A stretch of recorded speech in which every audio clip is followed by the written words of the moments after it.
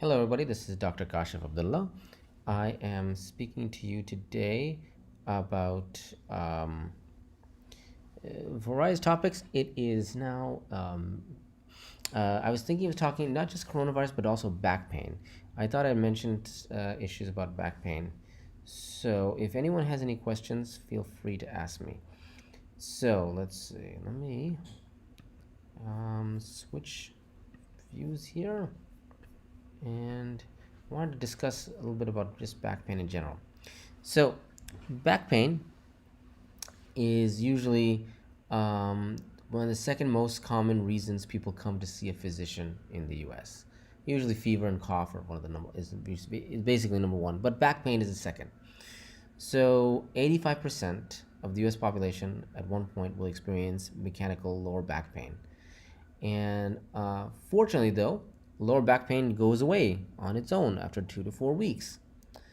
Um, but if people have low back pain and they experience interruptions in bowel or bladder function, this may be something more severe, and such as tumors or infections or fractures.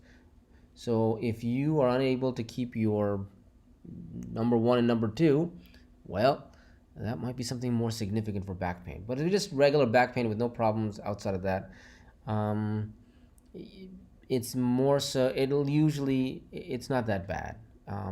So usually when you have low back pain, how we test for it is you come to the doctor and we observe you, and we measure your blood pressure, your pulse, your respiration, your temperature. We basically take your vital signs, and we'll check neurologic functions. So we'll check sensation, we'll check strength, we'll check reflexes, and for the most part, we're trying to see if there is some kind of something that is interfering with the nerves exiting the lower back.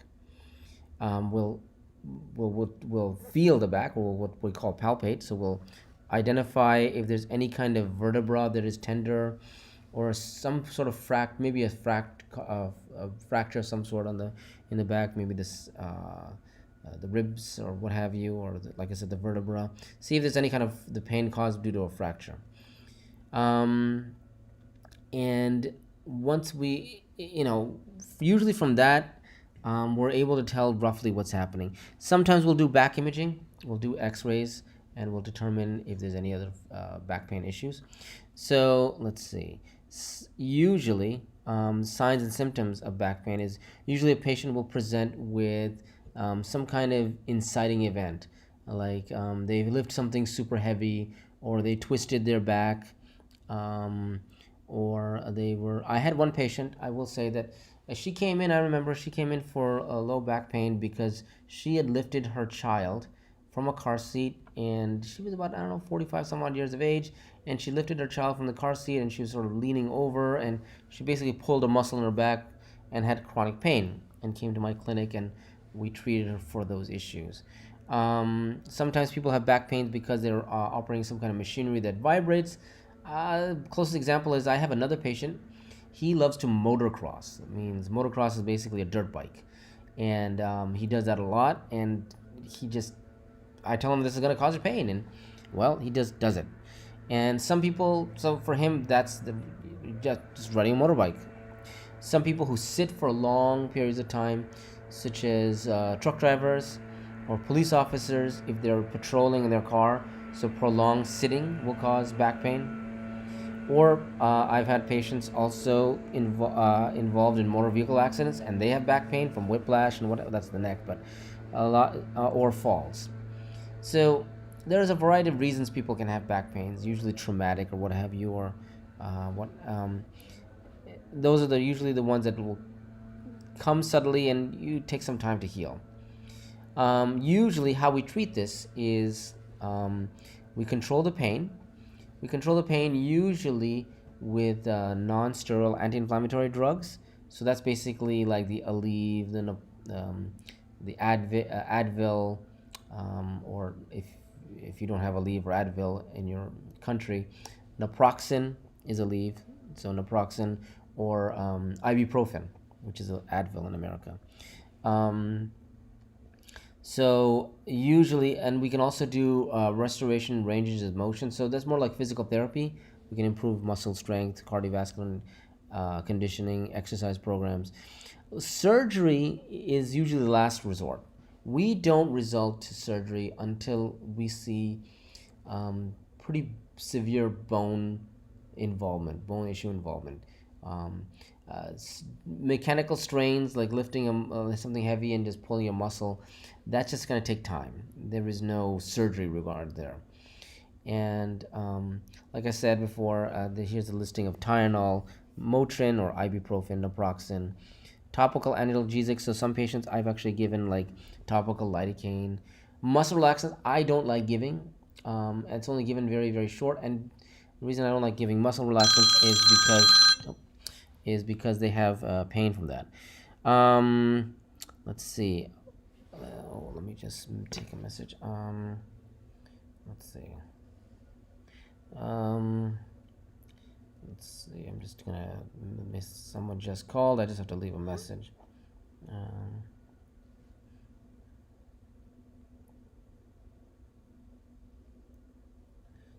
Okay. So corticosteroids can be used, and even antidepressants and anticonvulsants can be used. Now, using opioid medication is the last resort, really. It's sort of like surgery. You should not use it unless there's some kind of pathology involved. But muscle relaxants or opioids are usually the last resort. Okay, let's see if there's any questions. No questions right now. That's okay. All right. Well, if you have any questions about low back pain, please feel free to leave comments. I check my comments on YouTube. And this is a nagging kind of issue. I've dealt with a lot of patients with back pain. Some people I've also dealt with these you can also get like these orthotics, like these things that you're gonna wear, like these braces, and that actually helps also for back pain. But that's something that you would have to go to your primary care provider about. I may show you actually one of these braces. They're actually very novel and interesting. I'll make another video about that later on where I show you what it feels like to look like. I can show you what it looks like. It's an interesting thing. I usually say physical therapy or pain management, but if you have chronic kind of pain and it's not going away with physical therapy or with medications, you can actually use these like braces. They're actually very good. So let's see. Let's talk about a little bit of coronavirus while we're here. So, regarding coronavirus, I usually go to the Johns Hopkins website, see what's happening, and we can see there are now 4.7 million total confirmed cases of coronavirus within the world, and let's see what the daily increases are like. We can see that it's basically staying the same. It's not going up, but at the same time, it's not going down. This is not good. The world is not treating this appropriately. This should go down. This should not stay where it is. This is just prolonging it for nothing almost. Like we do have the ability, mankind has the ability to lower this number. And other countries show that. So if we look at the US, the US continues its very slow march down. Very slow. They have over 1.5 million cases now, almost 1.5 million cases, with 89,000 deaths. That's more deaths than the Vietnam War, which is psychotic. It's too much. And the U.S., I can tell you here, is just, they're not doing what should be done. It's inappropriate. They're treating it inappropriately. If we look at Russia, I think Russia is what's happening in Russia is very dangerous. They're showing a slight decrease here. But Russia has now risen to number 2 at 290 some odd cases with 2,777 deaths. Now that's less than the U.S., but I don't know what the record keeping is in Russia, and I would imagine it's not the greatest, frankly. The United Kingdom has 34,000 deaths, and they're marching their way down. If you look at them, they're coming down slowly. They're not as fast as I wish they would be. They were. Brazil has been steadily going higher and higher and higher. Spain is actually basically controlled the disease. If you look at it, They've come down to about 500 some odd cases in the last day or so. Not too bad actually. We're from there. Where they were at 10,000 at one point. So they have they basically controlled the problem. Italy is doing a very nice job. They've also basically controlled it. So Spain, Italy, I would say are good, good measures. France is also doing a great job. Germany has done a great job of controlling this. Um, the Turks are also doing a good job bringing it down. Iran is, I don't know. It looks like this almost like a second wave is happening here almost. India is just exponentially going up.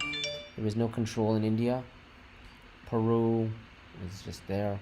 China, don't even waste your time.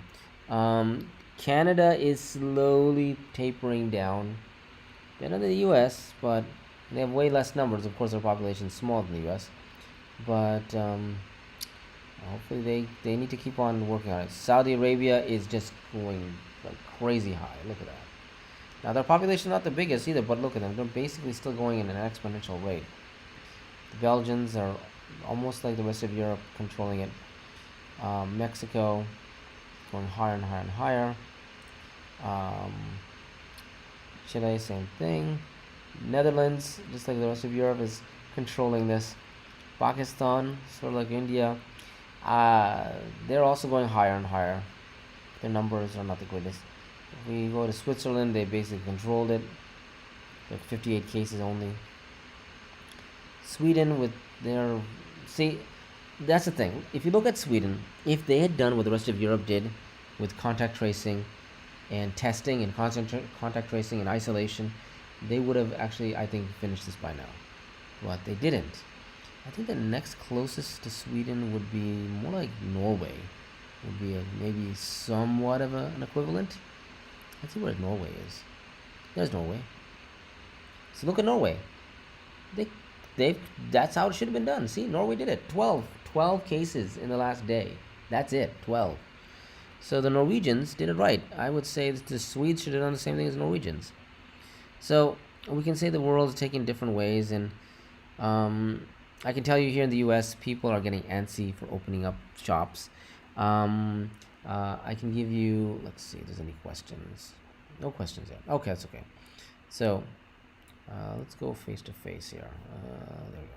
I can tell you that I had a patient, not a patient. I had like an accidental person text me. I go to a store, I purchased a suit, and that person accidentally texted me about, "Oh, when you're opening your store." And my name and this other person's name I think are the exact same, and this store owner thinks that I'm that store owner as well, another store owner. And she asked, "Oh, when are you start opening up? We're gonna maybe open January 1st." And I text back, I was saying, "Oh, this I'm not the same person. I'm another person, the same first name." He said, "Oh, sorry." Then I asked her, "So you're telling me that the store's opening June 1st?" He said, "Yeah, well, that's what we're planning." So this is the Bay Area. The stores, the shopping center is called Valley Fair, if anyone's interested. And this person mentioned maybe June 1st. Although I think it'll be more with social distancing and anything else. So um, it's it's not been easy. I understand people want to go back to work and the economy is in shambles, but we do have to. The numbers show that we're not controlling this appropriately, and we really do need to fix this problem.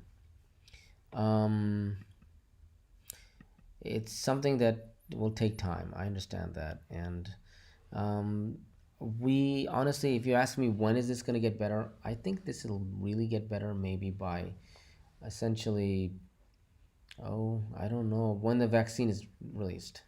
Now I know a lot of I know Canada's working on a vaccine as well, and there's other countries that are working on vaccines, and it's just gonna take time. Even this vaccine, we don't know if this vaccine will be that effective. Like, it'll treat everybody. Will everyone get full coverage, or like will there be gaps in coverage with the vaccine? And we'll see. Like, does everyone amount an appropriate immune response? So it's just gonna take time. Um, I think almost 2020 is like a lost year almost. We're just been dealing with this stuff since March. That's most of the world. Um, but um, we'll just like I've been doing myself. I'm not sure. I've lost track of what day it is now. Huh? Like I think day 60. I don't know. Day 90. What do I know? Well, let's see. March, April.